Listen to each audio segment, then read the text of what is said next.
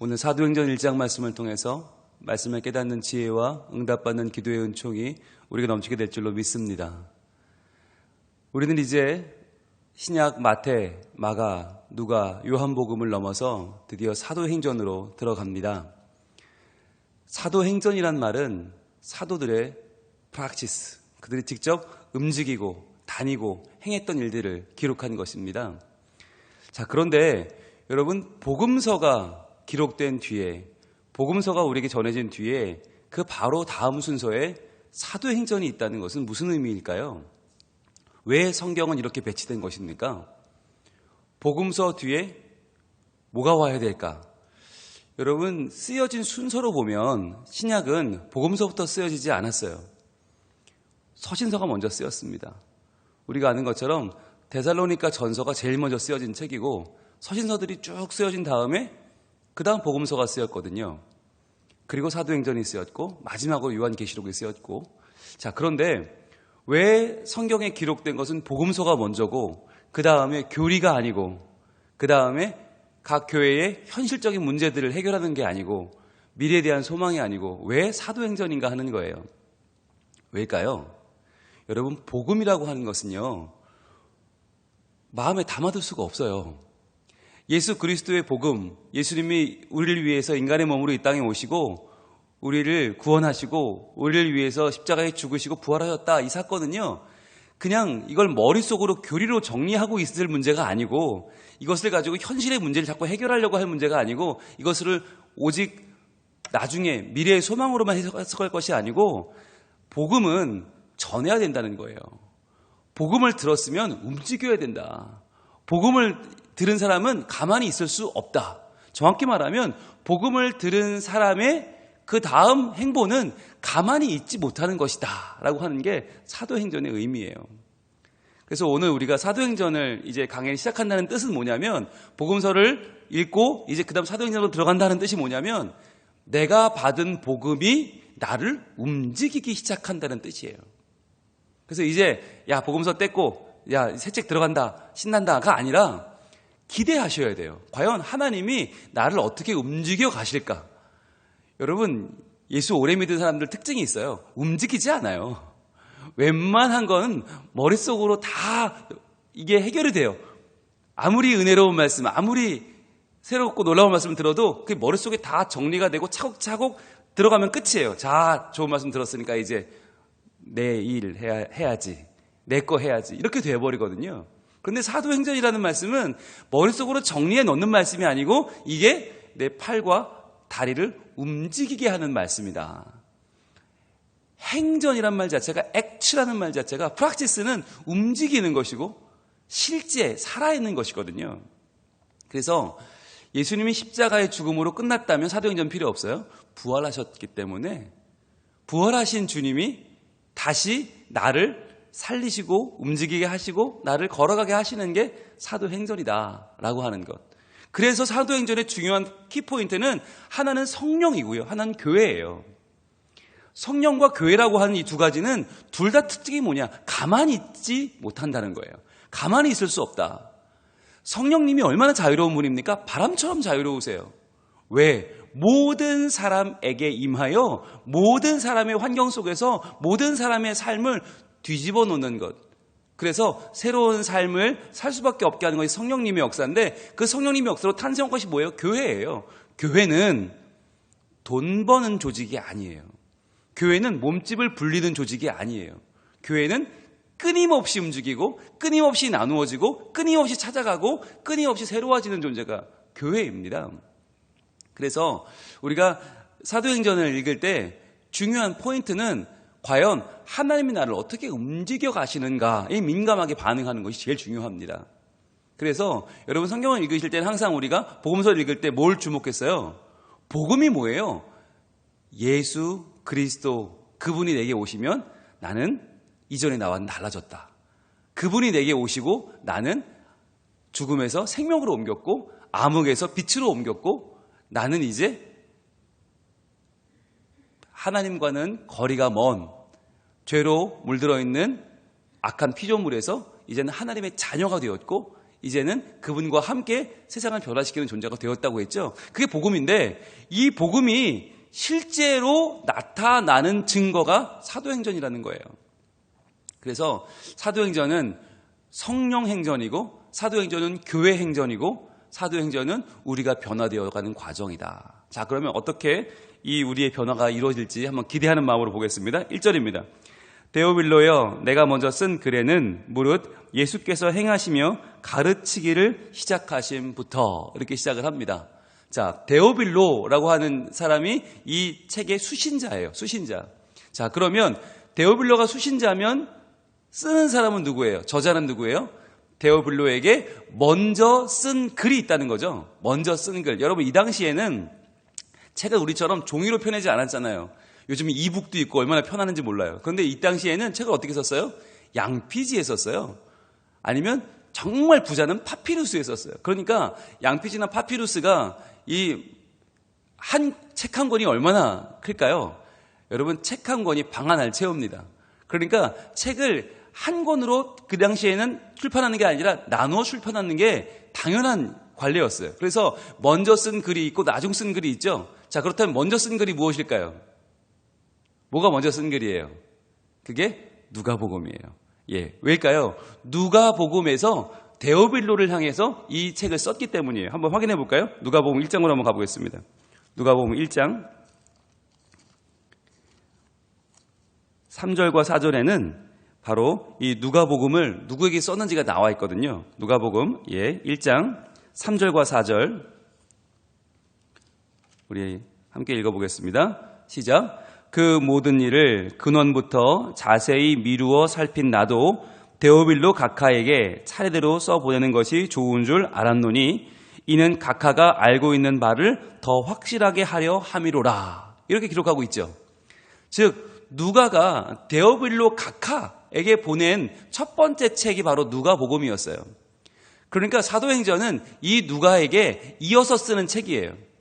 즉 예수 그리스도가 어떤 분이냐? 그분이 우리에게 오신 치료자이면서 보편적 인류의 구원자다라고 하는 것을 살핀 책이 전한 책이 누가복음이었죠. 그 누가복음을 먼저 데오빌로 각하에게 썼는데 이 내용에 이어서 이제부터 그 뒤는 어떻게 되었나? 즉 예수님이 이 땅에 오신 그 이후 복음 이후는 이제 어떻게 진행되었는가라는 걸 쓴 책이 바로 사도행전이라는 거예요. 그런데 여러분 중요한 게 있어요. 데오빌로 각하가 누굴까라는 거예요. 데오빌로 각하. 여러분 이 당시에 각하라는 이름을 붙이려면 로마의 고위 공직자거든요. 아마도 총독 이상쯤 되어야만 각하라는 말을 써요. 우리나라도 옛날에는 대통령 각하라고 그랬잖아요. 각하라는 말을 아무에게나 쓰면 잡혀갑니다. 대통령 외에 각하라고 부르면 안 돼요. 그래서 그냥 앞에 아무 말 없이 각하라고만 해도 대통령이구나 알았을 정도였잖아요. 옛날엔 그렇게 불렀잖아요. 마치 이 당시에 각하라는 이 호칭도 총독 이상이라고 한다면 아마 사도행전에 나오는 총독이 누가 있어요? 벨릭스나 그 정도 벨릭스 정도는 되어야만 총독이라고 부를 정도가 되었을 것이고 아마 베스도 정도? 그 정도 되는 사람이 아닐까. 아니면 어떤 신학자들은 추측하기를 그 당시 도미티안 황제의 조카인 클레멘스라고 하는 분일 수도 있을 것이다. 그래서 은퇴한 이후에 안디옥의 감독이 되는 그러한 정도의 회심한 로마의 고위 공직자일 수도 있다. 자, 그런데 이름을 왜 그러면 클레멘스라고 안 하고 왜 벨릭스나 베스도라고 안 하고 데오빌로라고 했을까 하는 거죠.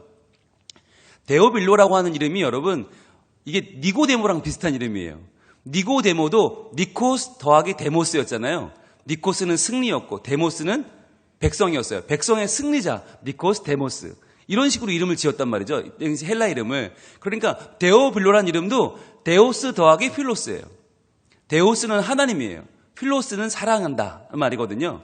그러니까 데오빌로는 하나님을 사랑하는 사람 또는 하나님께 사랑받는 사람 이런 이름이 되는 거죠. 그래서 데오빌로 각하는 그 당시에 고위 공직자 중에서 누군가 한 명이 하나님을 사랑하는 사람이 된 거예요. 하나님을 믿는 회심자가 된 것이고 하나님의 사랑을 받는 자가 된 것이죠.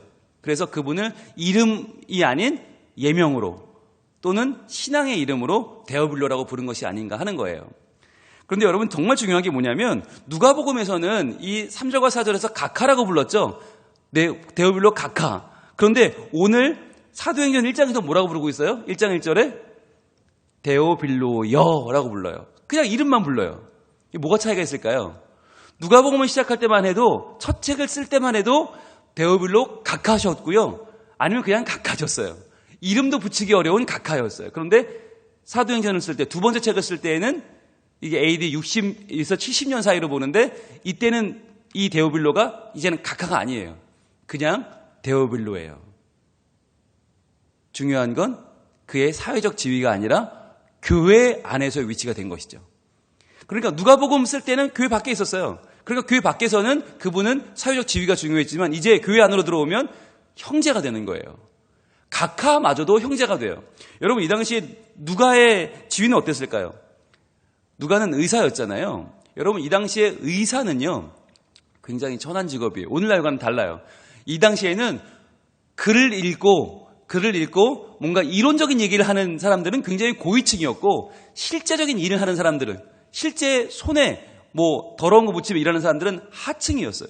그래서 이 당시 의사는 노예였어요. 그래서 아마도 데오빌로 각하 집에서 일하는 노예가 이 누가였지 않았을까 추측을 하는 거예요. 그런데 이 누가가 예수 그리스도에 대한 복음을 전해주어서 데오빌로 각하가 하나님을 믿고 회심한 뒤에 누가를 자유인으로 풀어주었을 것이다. 그래서 거기에 대한 감사를 담아서 전해준 책이 누가복음과 사도행전이 아니겠는가라고 많은 사람들이 추측을 합니다. 자, 그러니까 노예였던 누가가 쓴 책이 출판이 되려면 이건 보통 큰 돈이 필요한 게 아니에요. 게다가 이 당시에 책이라는 건 굉장히 흔치 않아서 이건 정말 이름 있는 사람이 보증을 서지 않으면, 재력가가 이것을 책임지지 않으면 출판이 불가능했어요. 그래서 아마 누가가 데오빌로 각하라고 불리울 만한 이 당시에 재력가, 이분에게 헌정하는 형식으로 이 책을 출판하지 않았겠는가라고 보는 것이죠. 자, 그러나 중요한 것은 뭘 담고 있어요? 교회는 그 안에서 누구나 형제가 된다는 것이죠. 그래서 교회 안에서는요, 사실 우리의 직책, 사회에서의 직분이 별로 관계가 없어요. 그냥 교회 안에서는 다 형제와 자매인 것이에요. 그래서 우리가 교회 안에 뭔가 조직 가운데 일을 하기 위해서 시스템 때문에 집사, 권사, 장로, 목사라고 하는 직분을 주고 있지만, 그러나 우리의 마음으로는 다 형제이고 자매인 것이죠. 그래서 교회는 성령님 안에서 우리 모두가 다 녹아지는 곳이다. 그래서 우리가 다른 게 다 녹아지고 뭐만 남아요? 사랑만 남는 거예요. 그래서 교회는 사랑의 공동체고 사랑으로 세워가는, 그래서 세상에서 사랑이 식어져서 상처받은 이들이 교회로 오면 사랑으로 회복되어지는 것이 교회인 거예요.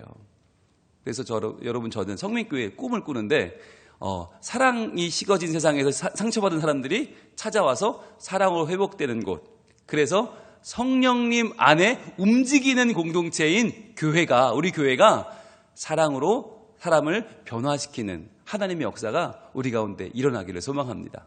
자, 그렇다면 데오빌로에게 먼저 쓴 글 누가복음에는 뭘 적었냐면, 예수께서 행하시며 가르치기를 시작하신부터 2절, 그가 택하신 사도들에게 성령으로 명하시고 승천하신 날까지의 일을 기록하였다 그랬어요.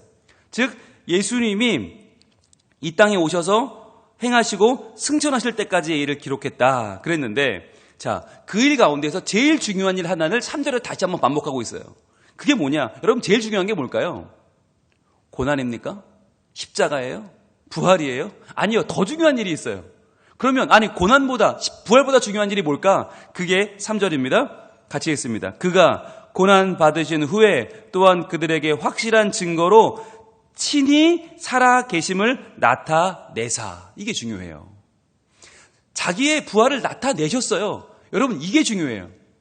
우리는 십자가가 중요하고 부활이 중요하잖아요. 그런데요, 이게 복음서로 끝났으면 십자가와 부활이 제일 중요해요. 그런데 이 복음서가 이제 사도행전으로 연결되려면 뭐가 중요해요? 나타내심이 중요해지는 거예요. 이게 바로 요한복음 뒤에 사도행전이 붙어있는 이유예요. 우리가 생각할 때 누가복음이 1탄, 사도행전이 2탄이면 누가복음 뒤에 사도행전이 붙는 게 맞잖아요. 그런데 왜 성경을 배치할 때 요한복음 뒤에 사도행전을 붙였는가 하는 거예요. 왜? 나타내사 때문이에요. 나타내사.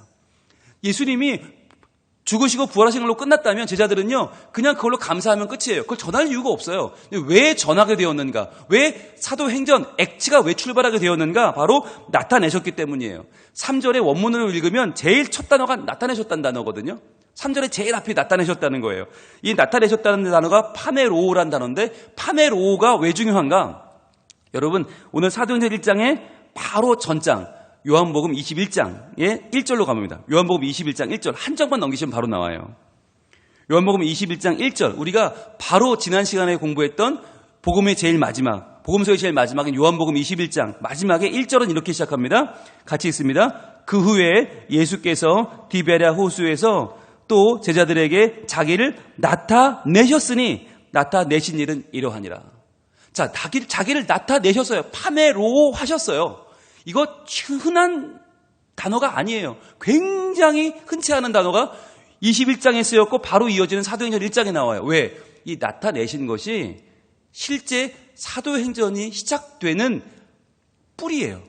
여러분, 요한복음 21장에서 뭐 하셨어요? 예수님이.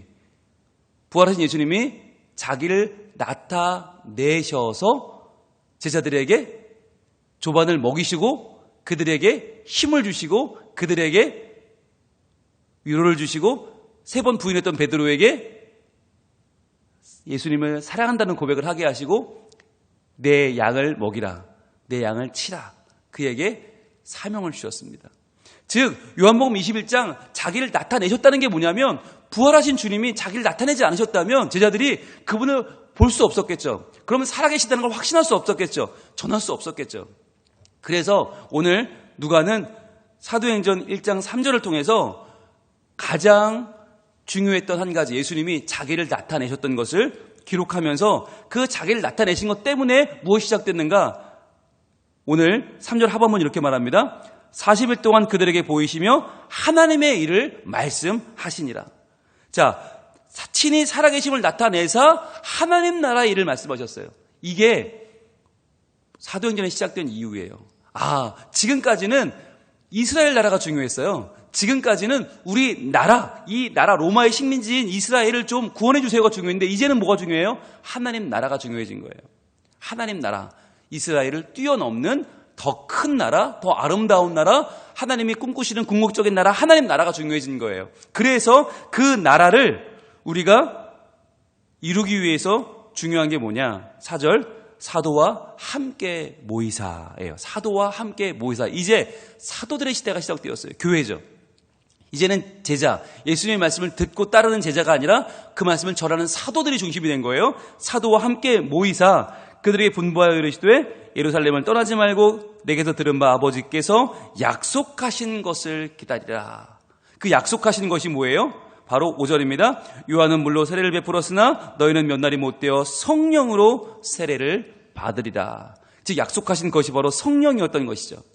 즉 성령 행전 교회가 시작됩니다. 자, 이렇게 시작되니까 6절에 그들은 말해요.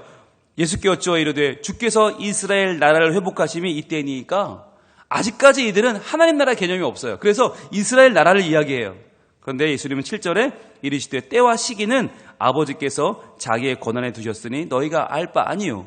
즉 이스라엘 나라의 회복에 대해서는 너희가 알 바가 아니다. 그것은 하나님이 하신다. 그러면 너희가 해야 될 건 뭐냐? 바로 약속을 된 것, 그분을 받는 것. 8절입니다. 같이 읽습니다. 시작. 오직 성령이 너희에게 임하시면 너희가 권능을 받고 예루살렘과 온 유대와 사마리아와 땅끝까지 이르러 내 증인이 되리라 하시니라. 아멘. 너희가 신경 써야 될 건 이스라엘 나라가 아니고 하나님의 나라인데 하나님 나라는 어떻게 임하냐? 오직 성령이 너에게 임하시면, 약속하신 성령이 오시면 너희가 권능을 받는다. 이 권능이 디나미스거든요. 이 권능은요, 이게 사도행전의 핵심적인 단어예요. 왜? 권능은 가만히 있지를 못해요. 움직여요. 그래서 디나미스에서 무슨 단어가 나왔냐? 다이너마이트가 나왔어요. 빵 터지면 다 그냥 해체해버리는 다이너마이트가 디나미스에서 나왔어요. 그런데 다이너마이트 터트리고 끝이 아니에요. 다시 차곡차곡 하나하나 쌓아나가는 다이나믹이란 말도요. 다이나믹이란 말도 디나미스에서 나왔어요. 즉 디나미스는 두 가지. 다이너마이트 다 폭파시켜 해체하고 다이나믹 다시 한번 쌓아 올리는 그 권능. 이 권능이 성령님이 우리에게 주시는데 이 권능을 받으면 우리 어떻게 돼요? 예루살렘과 온 유대와 사마리아와 땅끝까지 점점 커져나가죠. 이 범위가 바로 사도행전의 전체 구조입니다. 한번 기록해 보실래요? 여러분, 예루살렘이 변화되는 것이 1장부터 7장이에요. 1장부터 7장이 예루살렘에 전해지는 복음이에요. 그런데 그러면 그 다음 온 유대와 사마리아까지 어딜 가느냐? 8장부터 12장까지 갑니다. 8장부터 12장이 온 유대, 사마리아, 그리고 팔레스타인을 넘어서 수리아의 안디옥까지 가는 게 12장까지. 그 다음에 마지막으로 땅끝까지 가는 게 13장부터 28장까지. 이 당시에 알려진 땅끝, 로마까지 가는 것이 13장부터 28장이에요. 이렇게 이 사도행전 1장 8절의 구조, 예루살렘과 온 유대와 사마리아와 땅끝까지 복음이 전파되는 과정이 바로 사도행전인 것이죠. 자, 그런데 여기가 한 가지 제일 중요한 게 있어요. 바로 여러분, 이것은 우리가 많이 볼 때 지상명령이라고 우리가 해석을 하거든요. 그렇게 보거든요. 많이들 왜 내 증인이 되라고 하셨어. 내 증인이 되라고 주님 말씀하셨어. 여러분, 그런데요, 내 증인이 되어라예요, 내 증인이 되리라예요? 되어라예요, 되리라예요? 우리는 이 본문을 항상 되어라로 봅니다. 되어라. 이것을 명령문으로 해석을 해요. 그래서 너희가 성령이 임하면 너희가 빨리 가서 너희가 증인이 되어라 라고 해석을 해요. 근데 여러분, 이 증인이 되어라 라는 말은요, 이게 굉장히 우리에겐 어려운 말이에요. 왜? 우리가 될 수 있어요? 없어요. 증인이란 말이 뭐예요? 증인은 마르튀스거든요. 마르튀스는 순교자입니다. 마르튀스, 순교자. 그러니까 순교자가 되어라. 야, 여러분, 어떻게 예수 믿겠어요? 못하죠. 우리는 예루살렘과 온 유대와 사마리아와 땅끝까지 이르러 내 증인이 되어라. 그럼 다 도망가요? 그거 못해요. 아무도 못해요. 이것은 명령이 아니라 뭐냐? 이것은 우리에게 되어질 일을 미리 축복하시는 거예요. 예언하시는 거예요. 야, 너희들이 성령을 받으면 말이야, 너희들이 바로 증인이, 내 증인이 될 거야. 될 수 있어. 되리라 하는 것은 뭐예요? 될 거야. 되고 말 거야. 즉, 성령님이 임하시면 너희는 그때부터 이 복음을 가만히 가지고 있을 수가 없고 예루살렘을 떠나 온 유대와 사마리아와 땅끝까지 가는, 즉 지리를 뛰어넘어, 민족을 뛰어넘어, 그동안의 우리의 가치관을 뛰어넘어서 모든 종교를 넘어, 모든 민족을 넘어서 이 복음을 전하게 될 것이다.